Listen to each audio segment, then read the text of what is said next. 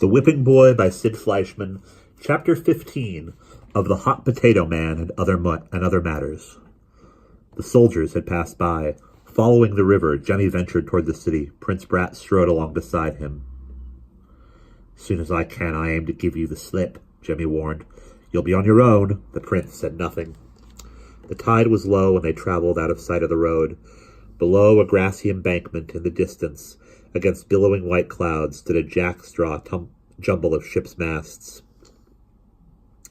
"You can fend for yourself, can't you?" Jemmy asked suddenly.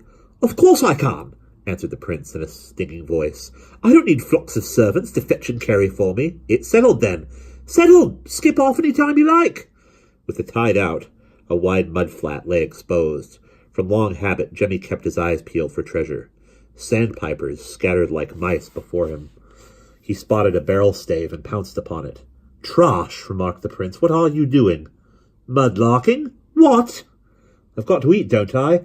If I can collect enough driftwood, I can sell it as firewood." The prince shrugged and walked on ahead. Jemmy gazed after him for a moment. What did a prince know about living off the streets? His meals had always appeared on china plates and silver trays as if by magic. Left to himself, he'd starve. "It's not my worry," Jemmy muttered. "What?" "You, that's what. If you get hungry enough, you'll scramble back to the castle." The prince glared back at Jemmy, and then stooped down to retrieve a broken leg of a chair from the mud. "Is this worth anything?" Jemmy nodded. Before long, the two of them had collected 3 more barrel staves in the back of a chair. Then Jemmy found something even more valuable to him, a bent and battered bird cage.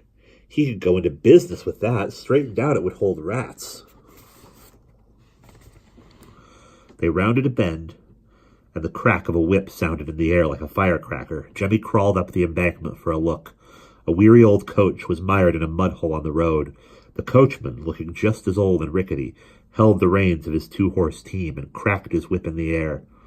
"Pull, gents, be good lads. It's me own fault not leading you around this bog. Me eyesight ain't what it was. Is it, old tars?" Jemmy watched for another moment as the horses tried to pull the coach free. The coach was enameled blue with yellow lettering painted on the door panel. "Captain Harry Nips, Hot Potato Man." Jemmy crawled over the embankment. A ride to the city would suit him fine. "Sir, would you take on a passenger? Here, let me set these barrel staves under the wheels." "Don't mind if you do," said Captain Nips. "I'm late for the fair as it is." Jemmy busied himself, laying a firm track for the wheels. Prince Brat watched from the edge of the embankment. "You must be carrying a heavy load," Jemmy cried out. "Try again, Captain."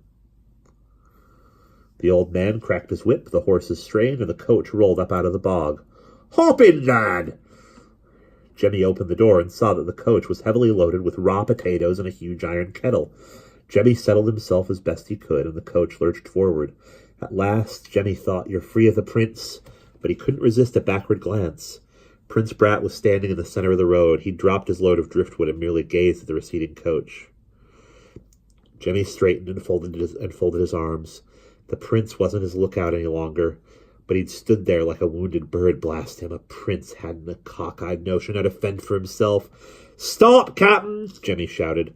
"We left me friend behind." The Hot Potato Man pulled up on the reins. Jemmy leaned out a window. With an arm, he motioned to Prince Brat to come along. For an instant, Jemmy thought he saw a smile flash across the prince's face, but it had vanished by the time the heir to the throne joined him inside the coach. They rode in silence. Jemmy wondered what had possessed him to refer to Prince Brat as his friend. Friend? Cows would give beer first. Then, minutes later, the coach rocked to a sudden halt. Stand and deliver!" came a shout. A pair of highwaymen were training pistols on Captain Nips. Jemmy hardly had to peer out. The voice was familiar. It was Hold Your Nose, Billy, and Cutwater. And that is the end of Chapter 15.